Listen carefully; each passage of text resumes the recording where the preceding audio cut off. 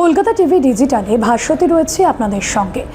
রাজ্যে তৃণমূলের বিপর্যয়ের পর আমরা দেখেছি যে বিজেপি ক্ষমতায় এসেছে এবং তৃণমূল কংগ্রেস উত্তরবঙ্গ এবং সাম্প্রতিক যে নির্বাচনগুলো গিয়েছে সেখানে উত্তরবঙ্গে সেভাবে ভালো ফল করতে পারেনি।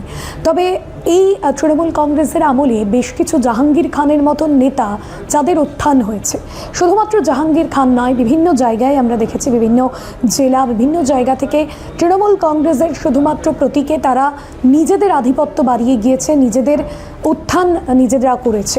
এইরকমই জাহাঙ্গীর খানের মতোই একজনের কথা বলবো, তাপস দাস, যিনি উত্তরবঙ্গের একজন তৃণমূল কংগ্রেস নেতা খাতায় কলমে।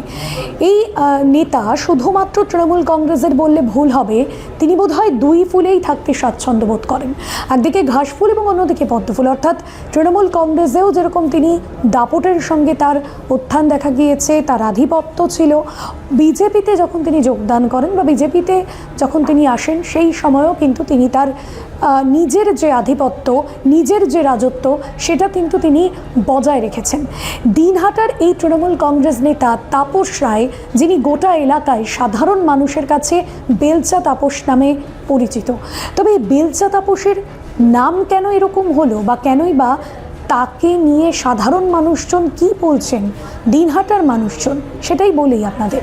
এই বেলচা তাপস, তিনি কিন্তু তৃণমূল কংগ্রেসের নেতা শুরু থেকে ছিলেন না, বা তার রাজনৈতিক কেরিয়ার কিন্তু একেবারে তৃণমূল কংগ্রেস থেকে হয়নি। তিনি শুরুতে একজন ট্রাকের খালাসি মাত্র ছিলেন, যিনি শুধুমাত্র মালপত্র বহাতেন এবং বালি নামাতেন এবং সেই কাজেই কিন্তু হেল্প করতেন। আর সেই জায়গা থেকে তিনি বিভিন্ন জায়গায় বালি পাথর সাপ্লাইয়ের কাজ করতেন এবং সেই সময় মন্ত্রী উদয়ন গুহর নজরে তিনি আসেন। একসময় উদয়ন গুহর তিনি ঘনিষ্ঠ ছিলেন, আর এই মুহূর্তে মন্ত্রী নিশীথ প্রামাণিক পরবর্তীতে দেখা যায় তারও ঘনিষ্ঠ ছিলেন। তবে এখন সেই তাপস দাস বা বেলচা তাপস, যার উত্তরবঙ্গে একটা সময় দিনহাটাতে বিশাল আধিপত্য ছিল, রাজত্ব করতেন, তার এখন ভবিতব্য কোথায় বা তিনি এখন কোথায়? রাজ্যে পালাবদলের পর দেখা গিয়েছে বহু তৃণমূল কংগ্রেস নেতা তারা ঘর ছাড়া হয়েছেন, বহু বিধায়ক, বহু সাংসদ তারা দলত্যাগ করেছেন, নিজেদেরকে বিদ্রোহী ঘোষণা করেছেন। আসল তৃণমূল বিতর্ক চলছে, একদিকে লোকসভা, রাজ্যসভা, অন্যদিকে বিধানসভাতেও সেই পরিস্থিতি। ঋতব্রতপন্থী তৃণমূল, মমতাপন্থী তৃণমূল, যে ভাগাভাগি তৈরি হয়েছে, এই আসল তৃণমূল প্রতীকের লড়াই সব চলছে। তবে এই বেলচা তাপস, যিনি শুরুতে একজন ট্রাকের খালাসি ছিলেন এবং সেই সময় উদয়ন গুহর নজরে আসে, তাকে দিয়ে নানান কারবারই তিনি করাতেন। শুধুমাত্র সাপ্লাইয়ার হিসেবে নয়, এলাকায় মানুষের কাছে তার এক নামে বাঘে গরুতে এক ঘাটে জল খেতে, এবং বলা যেতে পারে যে তার দাপটটা কিন্তু অব্যাহত ছিল। শুধুমাত্র দিনহাটা নয়, গোটা উত্তরবঙ্গে বিভিন্ন সময় যে নির্বাচন হয়েছে, সেই নির্বাচনে তিনি যে দলের ছিলেন সেই দলের হয়ে তিনি লড়েছেন। 2018-এ দেখা যায় পঞ্চায়েত নির্বাচনে তাকে দাঁড় করানো হয় এবং সেই সময় তিনি সেখানে জিতে দিনহাটার একটি গ্রাম পঞ্চায়েত প্রধান হিসেবে নির্বাচিত হন। এবং সেই সময় আবাস যোজনার কাজ তাকে দেওয়া হয়েছিল, যখন আবাস যোজনায় তিনি এমনটাই বিধান করেছিলেন যে লিস্ট অনুযায়ী যদি আবাস যোজনা দেওয়া হয় তাহলে আবাস যোজনার 10,000 টাকা দিতে হবে, অর্থাৎ তোলাবাজির অভিযোগ ছিল।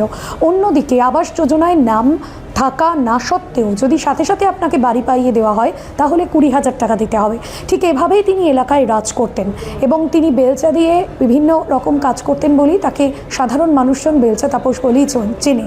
এ তো গেল তার নামের বহর। তবে এই তাপস দাস, তিনি শুধুমাত্র তৃণমূল কংগ্রেস নয়, যখন তৃণমূল কংগ্রেসের সঙ্গে তার একটা সময় গিয়ে ক্ষুব্ধ হয় এবং উদয়ন গুহর সঙ্গে তার একটা কথা কাটাকাটি হয় বা একটা মনোমালিন্য হয়, সেই সময় তিনি পদ্মবনে নাম লেখান। আর তারপরে দেখা যায় নিশীথ প্রামাণিকের ঘনিষ্ঠ হন এবং সেখানেও তিনি বিজেপির জেলা সভাপতি নামে একটা পদ তিনি হোল্ড করেন।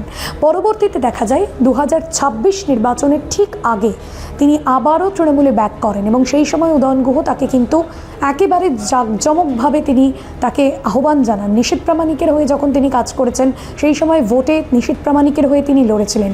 তবে এবার সেই বেলচা তাপসের ম্যাজিক আর কাজ করলো না। উত্তরবঙ্গে তিনি যেভাবে আধিপত্য খাটিয়ে এসেছেন, যেভাবে রাজ করে এসেছেন, এবারের নির্বাচনে সেই রাজটা কিন্তু দেখা গেল না।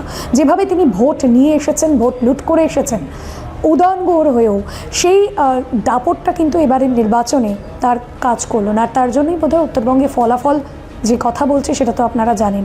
আর এই বেলচা তাপস এই মুহূর্তে এলাকায় ঘর ছাড়া, সাধারণ মানুষজন বিক্ষোভ করছেন। এখন তৃণমূল কংগ্রেসতে তিনি তো ফিরছেন না, এটা জানাই ব্যাপার। তাহলে কি তিনি ভালো তৃণমূল হওয়ার লক্ষ্যেই বাড়ি ছেড়েছেন? নাকি তিনি বিজেপিতে আবারও ফিরতে চলেছেন? বিজেপিও কিন্তু জল মাপছে, তারা কি নেবেন এই বেলচা তাপসকে?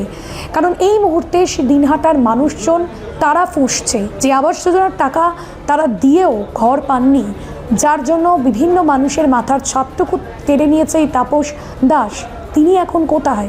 তার ঘরের তালা এবং তার বাড়ি ঘিরে বিক্ষোভ দেখাচ্ছেন উত্তপ্ত জনতা, এবং তারা বলছেন তিনি যে দলেই যাক সেটা তাদের জানা দরকার নেই, তারা শুধু টাকাটা ফেরত চান, এবং এই জন্য কিন্তু তারা বিক্ষোভ দেখাচ্ছেন।